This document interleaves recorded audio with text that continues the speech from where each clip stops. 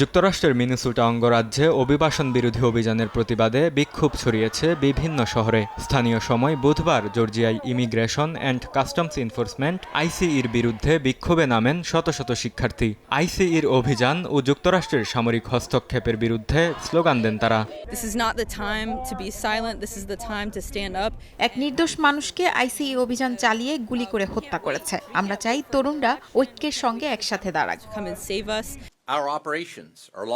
অন্যদিকে অভিবাসীদের ধরপাকড় নিয়ে কড়া জবাব দিলেন আইসিই কর্মকর্তারা। মিনিয়াপলিসে এক সংবাদ সম্মেলনে আটক হওয়া অভিবাসীর সংখ্যা তুলে ধরে এটিকে বৈধ ও আইনসম্মত বলে দাবি করেন তারা। তবে মানবাধিকার সংগঠন ও অঙ্গরাজ্য প্রশাসনের আপত্তিতে বিতর্ক আরও উস্কে দিয়েছে।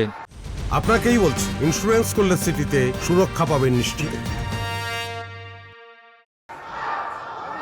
এর আগে সেন্ট পল শহরে আইসিই অভিযানের প্রতিবাদে চার্চের ভেতর বিক্ষোভকারীরা স্লোগান দিলে বিতর্ক ছড়িয়ে পড়ে। এরই মধ্যে উপাসনালয়ে বিক্ষোভ ঘিরে তদন্ত শুরু হয়েছে বলে জানিয়েছে মার্কিন বিচার বিভাগ। ফেডারেল অভিবাসন প্রয়োগে বাধা দেওয়া হয়েছে কিনা খতিয়ে দেখতে অন্তত 5 শীর্ষ কর্মকর্তাকে হাজির হতে লিখিত নির্দেশ দিয়েছেন যুক্তরাষ্ট্রের বিচার বিভাগ। এই তদন্তকে রাজনৈতিক চাপ প্রয়োগের কৌশল বলে অভিহিত করেছেন মিনেসোটার গভর্নর ও মেয়র।